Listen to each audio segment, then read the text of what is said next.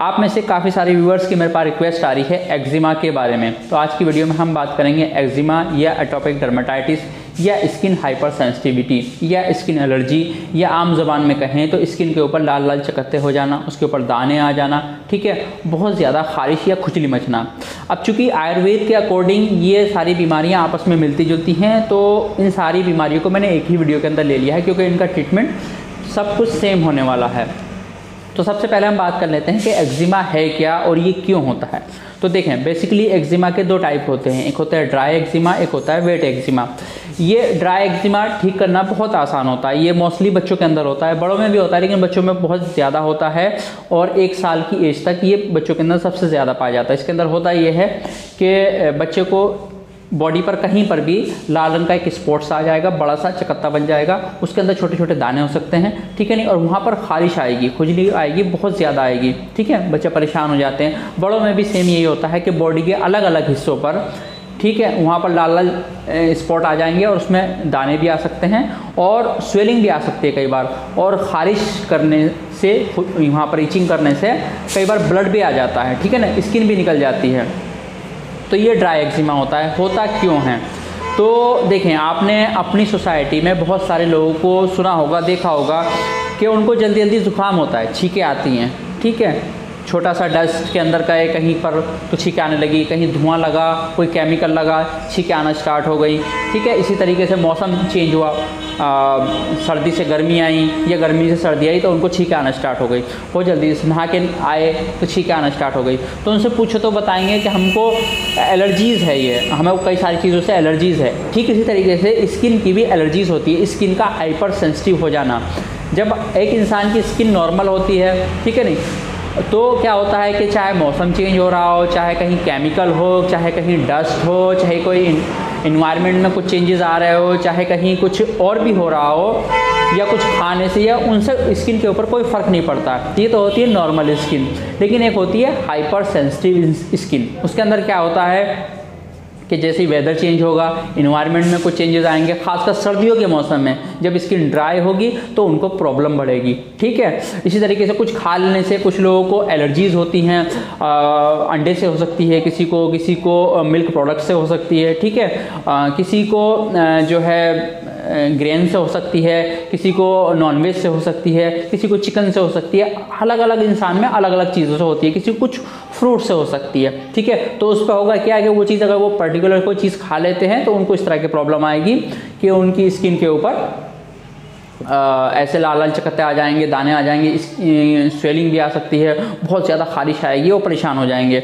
और बहुत छोटी सी, बहुत मामूली सा ट्रीटमेंट लेने से, कोई भी एंटीहिस्टामाइन टैबलेट लेने से, सिट्राजिन, लीवोसिट्राजिन, फेक्सोफेनाडिन या लोराटिडिन, कोई सी भी एक टैबलेट लेने से उनको फ़ौरन रिलीफ मिल जाएगा। बच्चों के अंदर चूँकि ऑरल ट्रीटमेंट नहीं देते तो उनको कोई भी स्टेरॉयड क्रीम देने से उनको फ़ौरन रिलीफ मिल जाता है, फिर दोबारा ये कंडीशन आ जाती है, ठीक है। तो ये होता है एक्जिमा, ड्राई एक्जिमा की कहानी। वेट एक्जिमा में सिर्फ इतना बढ़ जाता है कि आपको वही लाल रंग का स्पॉट आएगा, वहाँ पर बहुत ज़्यादा खारिश आएगी, और जब वहाँ पर इंसान इचिंग करता है, जब आप वहाँ पर इचिंग करेंगे तो उसमें से पानी निकलेगा, ये वेट एक्जिमा होता है। इसको थोड़ा ट्रीट करना थोड़ा सा मुश्किल हो जाता है पेशेंट के लिए, ठीक है। तो समझ में आ गया होगा कि एक्जिमा होता क्या है। अब हम बात कर लेते हैं एक्जिमा होता क्यों है।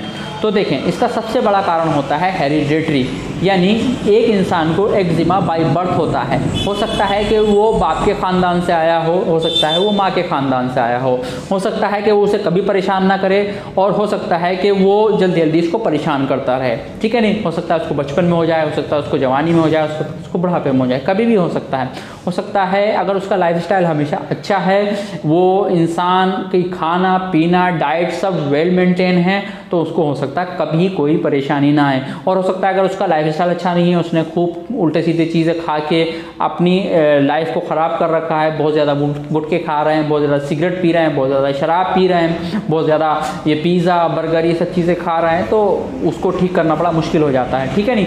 इस तरीके से डाइट के अंदर वेल मैनेज डाइट नहीं है आपकी, जिसके अंदर आप फ्रूट्स नहीं लेते हैं, आप सब्जियां नहीं लेते हैं, आप दूध नहीं लेते हैं, ठीक है नहीं, आप शहद नहीं लेते हैं, इस तरह की चीज़ अगर आप अपनी डाइट में नहीं लेते हैं तो आपको ज़्यादा परेशानी पड़ सकती है, बहुत ज़्यादा प्रॉब्लम्स आएंगी। आप बहुत ज़्यादा सॉफ्ट ड्रिंक ले रहे हैं, आप खूब पिज़्ज़ा बर्गर खा रहे हैं, आप खा खा के मोटे हो जा रहे हैं, तो इसमें परेशानी हो जाती है। इसलिए आप डेस्क वर्क करते हैं, आप बैठे रहते हैं, आप 2-2 3-3 घंटे कंटिन्यू मोबाइल के साथ लगे रहते हैं, आप लैपटॉप पे 8-8 10-10 घंटे लगे रहते हैं, तो ऐसे में ठीक करना, इनको ट्रीट करना मुश्किल हो जाता है।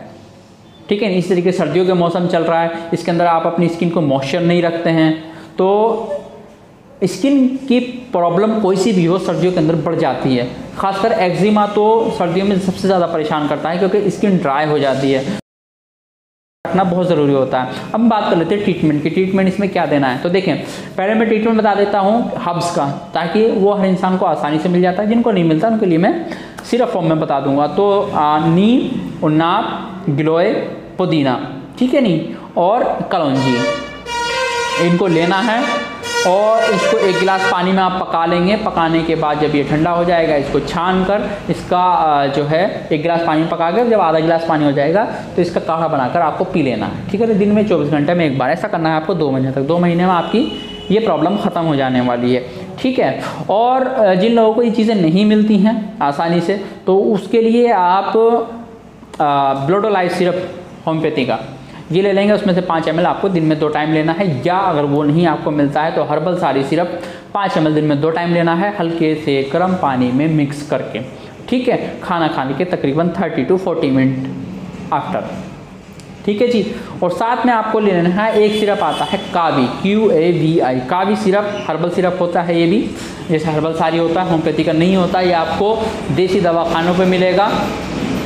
उसमें से लेना है आपको 5 ml दिन में 2 टाइम। ये दोनों सिरप का सेम वर्क है, मिलजुल के काम करते हैं। दोनों का काम ये होता है कि आपकी जो स्किन की हाइपर सेंसिटिविटी है उसको कंट्रोल करना।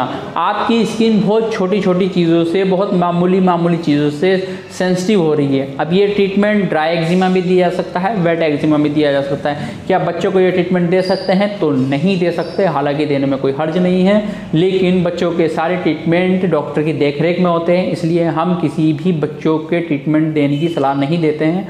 हमारे ट्रीटमेंट होते सेफ हैं, लेकिन हम चाहते हैं कि उनको बच्चों को ना दिया जाए, बड़े ही उस ट्रीटमेंट को लें। ठीक है, बच्चों के लिए औरल ट्रीटमेंट के लिए मैं वैसे भी फेवर में नहीं हूँ जब तक कि उम्र 5-6 साल नहीं हो जाती है। तो इसलिए 5-6 साल की उम्र में तो उनको रहता भी नहीं एक्जिमा। एक्जिमा मोस्टली रहता है 1 साल तक या 2 साल तक, या 5 साल में ख़त्म हो जाता है, 7 साल में ख़त्म हो जाता है, या 10 साल में ख़त्म हो जाता है। ठीक है, अगर बच्चा 9-10 साल का है तो ट्रीटमेंट दिया जा सकता है, लेकिन डॉक्टर की देख रेख में। ठीक है, नहीं ऐसे खुद से नहीं दे सकते वीडियो को देखकर। हाँ, बड़े इंसान ले सकते हैं, क्योंकि दवा कोई साइड इफेक्ट नहीं है, सब हर्ब्स हैं, इनको लेने में कोई नुकसान नहीं आता है, तो बड़े ले सकते हैं। तो बच्चों को अगर इस तरह की कोई शिकायत होती है तो जो बच्चे देते हैं स्टेरॉयड क्रीम वो एक्सटर्नली लगा सकते हैं, फिर उससे उनकी प्रॉब्लम ख़त्म हो जाएगी।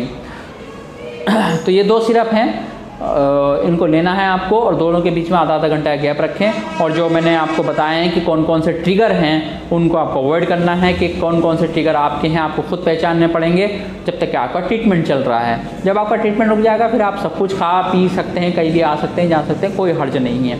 ठीक है।